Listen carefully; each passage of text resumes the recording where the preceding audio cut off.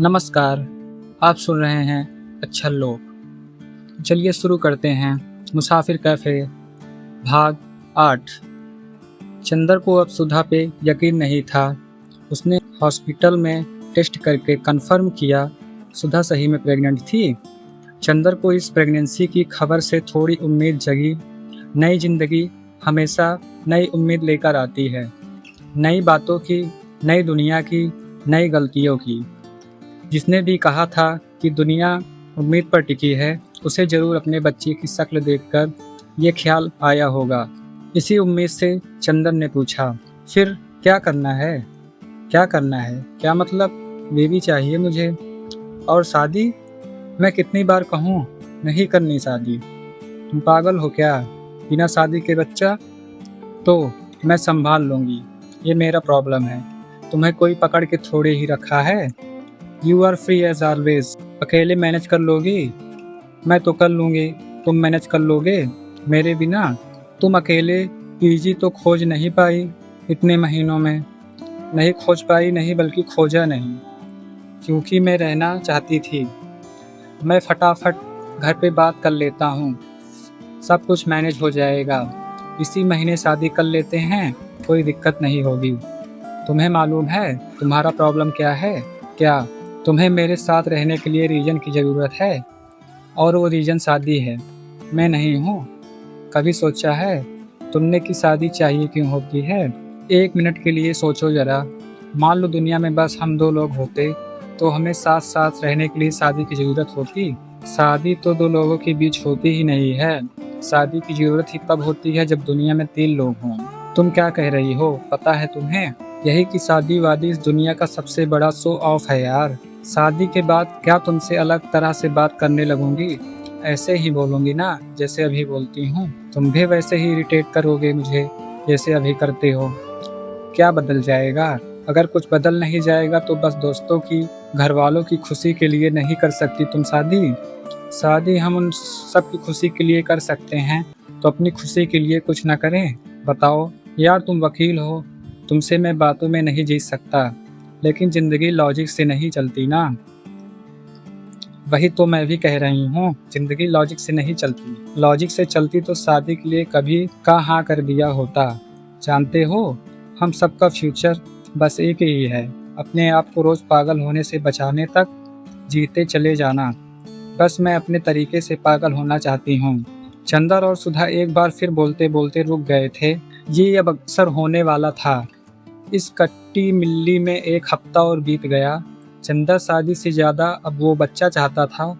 हर एक बच्चा पैदा होकर दुनिया का कुछ अधूरा हिस्सा पूरा कर देता है। चंदर की दुनिया का अधूरापन सुधा की दुनिया के अधूरेपन से थोड़ा अलग हो गया था। चंदर की दुनिया के रास्ते सुधा की दुनिया के रास्ते अभी तक साथ चलते हुए चौराहे पर आ चुके थे। चंदन ने रिजाइन कर दिया, बिना इस बात का सोचे कि कल क्या होगा। असल में कल क्या होगा ये सोचना हमेशा ही फिजूल होता है। सोचकर कुछ हासिल होता नहीं। बहुत ज़्यादा सोच समझकर, देख परख कर बाजार से सामान तो खरीदा जा सकता है, लेकिन ज़िंदगी को कोई नहीं जिया जा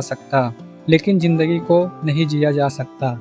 मार्केट में कुछ खरीदते हुए हमारा हर बार किसी सामान की गारंटी पूछना कितना फिजूल होता है, ये जानते हुए कि ज़िंदगी की कोई गारंटी है नहीं और हम रोज़ हर सामान गारंटी वाला खरीदना चाहते हैं। चंदर बस वहाँ से चले जाना चाहता था, बहुत दूर, कहाँ नहीं पता, क्यों नहीं पता। हम सबकी ज़िंदगी में ये दिन आता ही है जब हम सुबह ऑफिस के लिए निकलते हैं तो हमें मालूम होता है कि ये हमारी मंजिल नहीं है। हम रोज़ सही पते पर पहुंचकर भी भटके हुए होते हैं। चंदर को बहुत अच्छे से मालूम था कि सुधा को ऐसी कंडीशन में अकेले छोड़कर जाना ठीक नहीं है, लेकिन उसकी वहाँ रुकने की हिम्मत नहीं थी। चंदर जितना सुधा को जानता था, उसको बहुत अच्छे से मालूम था कि वो सब संभाल लेगी। लड़कियां सब अकेले संभाल लेती हैं। चंदर अपना सामान पैक करके निकल ही रहा था, इतने में सुधा बोली, मेरे आने से कुछ फ़र्क पड़ता है क्या? मैं बोलूँगी पड़ता है, तो क्या रुक जाओगे? अब रुकना मुश्किल है मेरा। मुझसे ना ये दुनिया झेली जा रही है, ना तुम, ना ऑफिस, ना ये घर।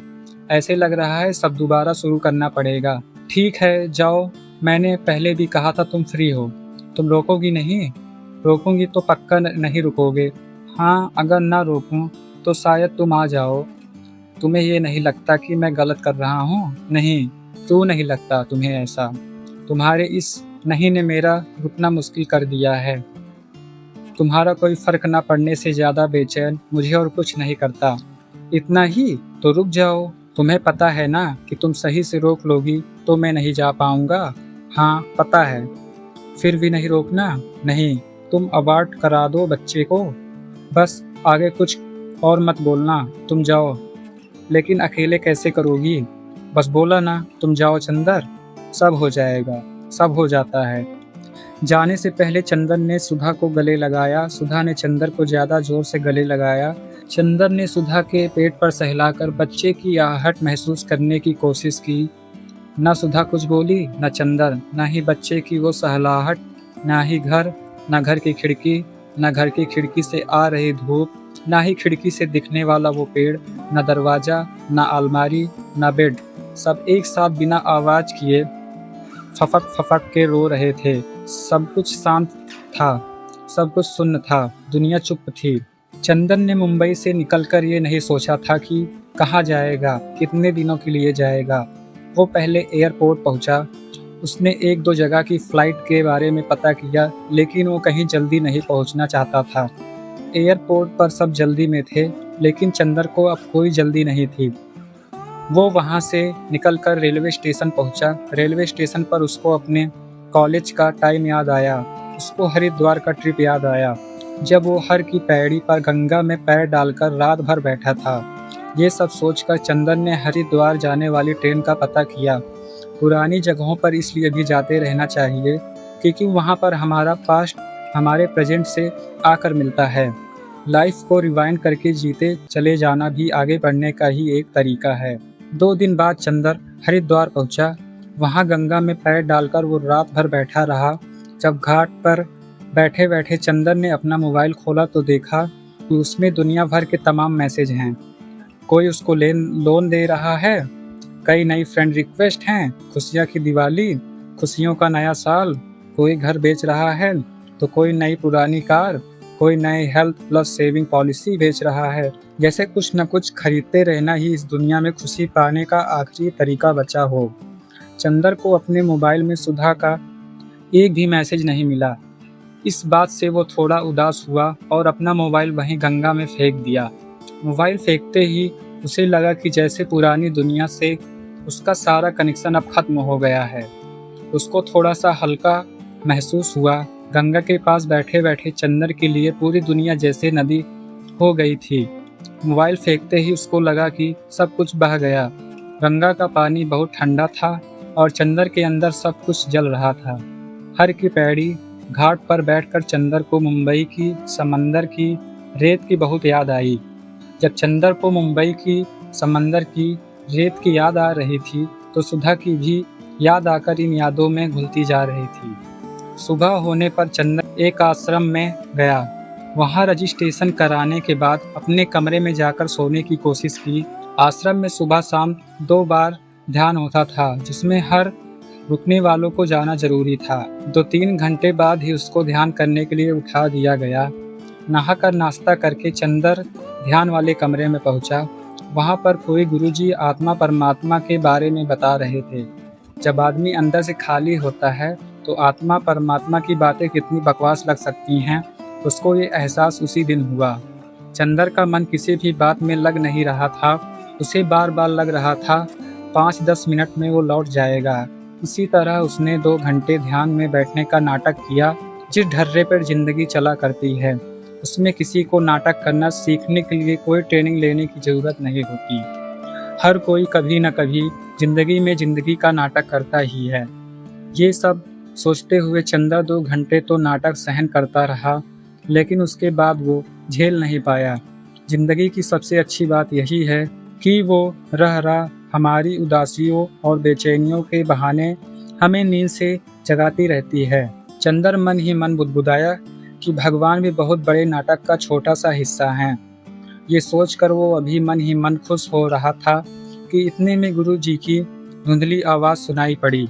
ऐसे ही रोज़ 2 घंटे परमात्मा को दीजिए, एक दिन आनंद आएगा। चंदन ने वहां 7-8 दिन रुककर आनंद के आने का बेसब्री से इंतजार किया।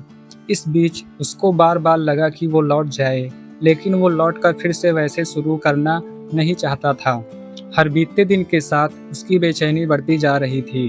दुनिया में तमाम चीज़ों जैसे भगवान भी एक तरह का एडजस्टमेंट हैं जो लोग अपने कंफर्ट के हिसाब से कर लेते हैं। चंदर ये एडजस्टमेंट सुधा के साथ भी नहीं कर पाया था, तो वो भगवान के साथ क्यों करे?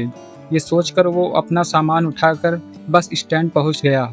हमारी असली यात्रा उस दिन शुरू होती है जिस दिन हमारा दुनिया की हर चीज़ से, हर रिश्ते से, भगवान पर से विश्वास उठ जाता है। और यात्रा उस दिन खत्म होती है जिस दिन ये सारे विश्वास लौटकर हमें गले लगा लेते हैं। हम बस केवल किसी न किसी चीज़ में विश्वास करने सीखने के लिए पैदा होते हैं। भटकना मंजिल की पहली आहट है। कोई सही से भटक ही ले तो भी बहुत अच्छा कुछ पा जाता है। सच्ची आज़ादी का कुल मतलब अपनी मर्जी से भटकना है।